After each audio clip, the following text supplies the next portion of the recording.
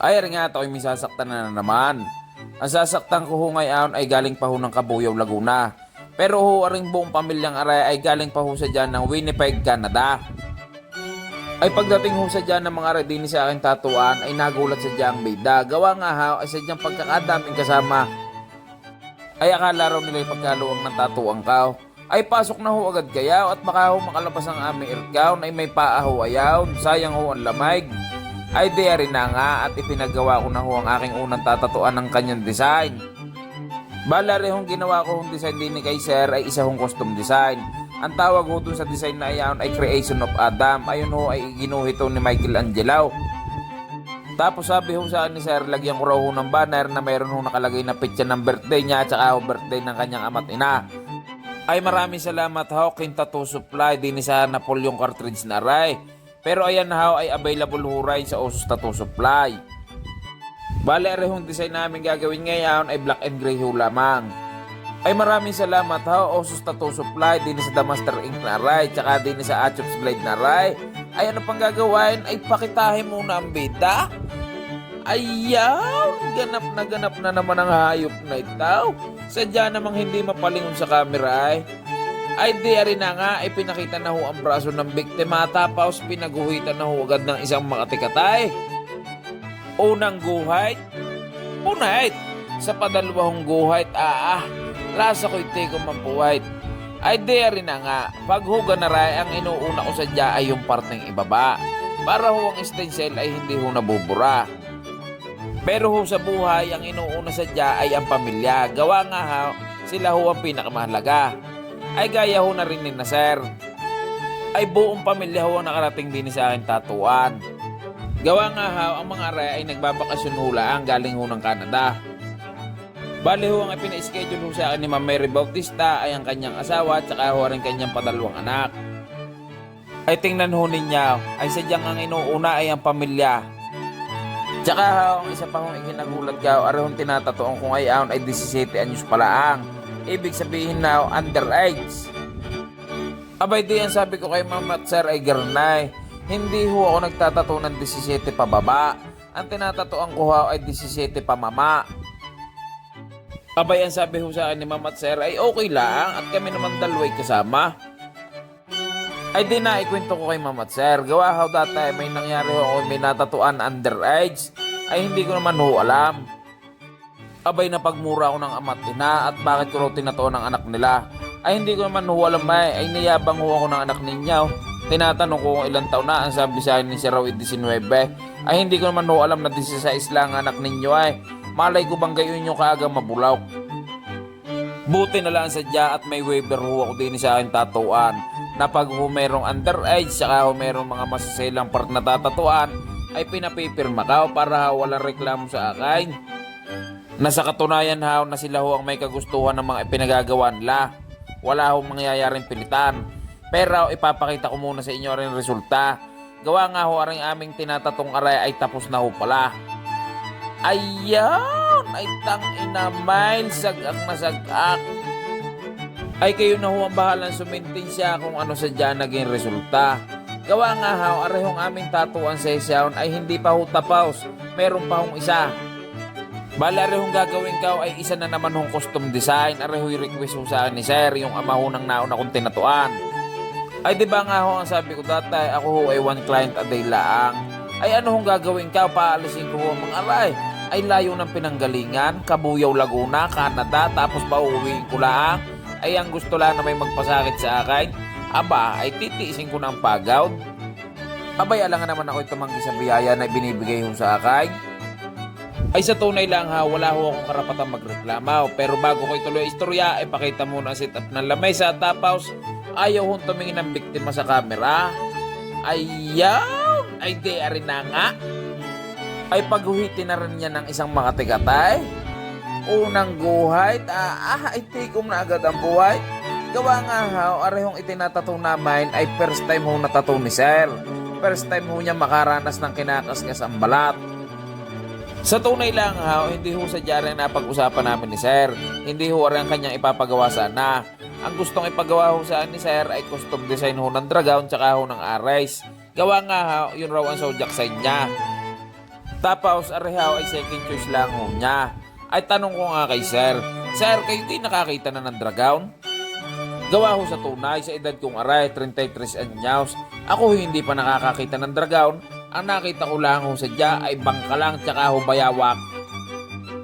Sadya naman pagpupunta ko sa bukid ng aking lula dati, ay tagas bangkalang doon sa irrigation na eh. Pero ayan ho sinasabi niyong dragon, ay sadya naman ho, ayan ho ang pinapangarap kong makasagupa. Di ni sa napili yung design na aray, aring agila, di yan ho ako sampalataya. At gawa nga ha, ako'y nakakita na ng gayan. Tsaka isa pa, ay tingnan nyo naman, ipinagawa ko pa ho kayo ng sarili natin design para sa inyo sadya yan. Para pagbalik nyo ho ng Canada ay putang ina, pag may nakakita sa inyong ibang Pilipino, ay sadyang sasabihin sa inyo, ay tang inagilaw. Pilipino nga ito, gawa nga ho ang design ay may 3 stars in asan. Tapos, meron pang Philippine Eagle, ay tang ina miles. Ayan rin naman sadyang kagandahan din sa mga tattoo na ginagawa natin. Gawa nga ha, dyan ho kayo nagkakaroon ng pagkakilanlan. Minsan hindi nyo na ho kailangan magpakilala. Hayaan nyo na ho ang tattoo niya ang magpakilala sa inyo. Pag ba naman may nakakita na yung tattoo ninyo ay Philippine Eagle tapos 3 stars in asan ay tang inagilew. Sadyang makabayan. Sadyang ang sasabihin ni ibang klase ang Pinoy pag dumating na sa tatuan. Pag ikaw ay napaguhitan ng isang makati-kate, aba, ay hindi ka pwede magtulog-tulugan. Pag narinig mo makina ng bida, tapos nakita nyo ang aking mga bagong obra, tapos sasabihin ko, kayo na ho ang bahalang sumintin siya kung sadyang naging maganda ang resulta. Ay kung kayo ay sumasang-ayaw, ay palakpak. Ay kung hindi ko naman ho kayo napasaya, aba, ay di gagalingan ko pa. Basta ho wala ho akong pinapalampas na sandalay. Ay sandali lamang at puti na ho pala. Sadya naman aring makati-katay at mainit-init. Ay sa dami ng itinundong ayaw ay hindi pa yan umapda ay tang ina miles. Ay tayo ho pala nagkakahaba na naman ng istorya. Hindi ko ho namamalayan ari ho itinatatukaw ay tapos na pala. Ay siya, pakitahin na agad ang agila. Ayan, ay tang inagilew. Kayo na ho ang bahalang sa maintensya kung ano sadya naging resulta. Gawa nga ho aring itinatuko na agila ay tapos na ho pala. Ay baka akala ninyo tapos na ho magtrabaho ay nagkakamali ho kayo. Gawa nga ho ako'y nakapangako kay ma'am. Gawa ho yung kanyang 2 anak na babae ay gusto hong magpabutas ng tainga. Ayan sabi ko, pag ho nagpatato sa akin ng anak ninyo tapos natatuan ko ho si sir, ay ililibre ko na ho ang butas ng tainga ng 2 anak ninyo. Ay di ba nga sabi ko sa inyo, madali ho kung kapulaw. Ay di sige. Ay di ba nga ho sabi ko sa inyo, pag ho mabait sa akin ng kliyente ko, ay mas mabait ho ako. Pag ho naman demonyo sa akin ng kliyente ko, ay mas demonyo ho din ako. Ay nagkataon nung pagkababait ho ng buong pamilya nyo sa akin, aba ay alangan namang hindi ko kayo pagbigyan, ay dinayo nyo na nga ako din sa aking tatuan. Ay sa kung inaakala ninyo ay tapos na ho ang bidang manakait ay hindi pa rin ho. Gawa nga ho aring si ma'am ay huli na ho nagdesisyon. Kaya pala hindi naimik dun sa gilid, abay binubuo pala ang loob niya. Apalay gusto rin magpatataw. Ay di sa madaling sabi kami nagkaigin na naman.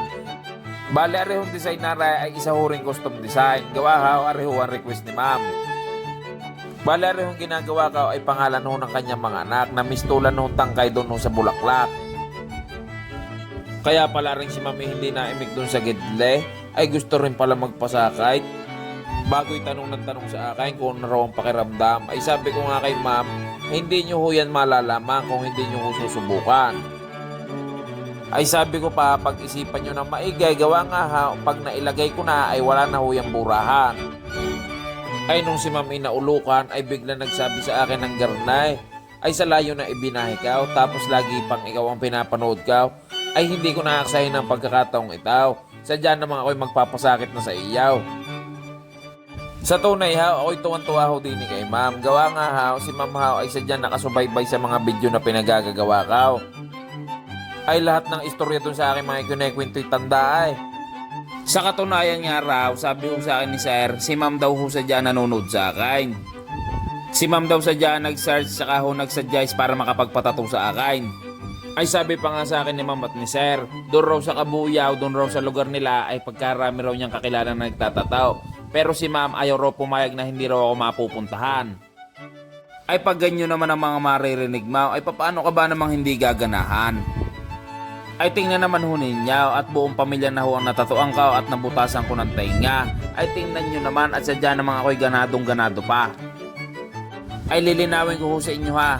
Yun ang una kong itinataw, tsaka ho yung agila, tsaka ho yung 2 butas ng tainga, tsaka ho aray, ay isang araw ko lang ho sadya ho yung ginawa.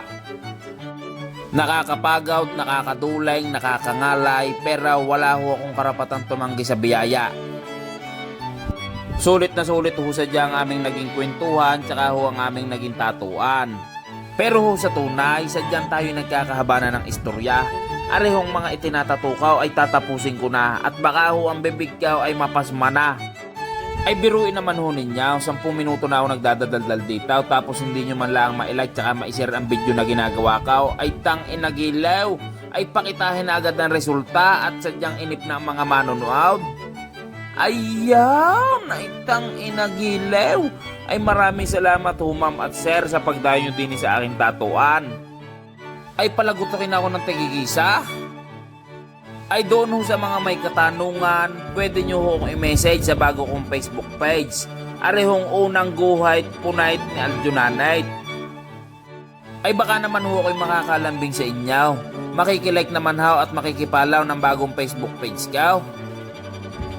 Ay siya, pasyalan nyo na lang ako din sa aking tatuan, din sa Lian, Batangas.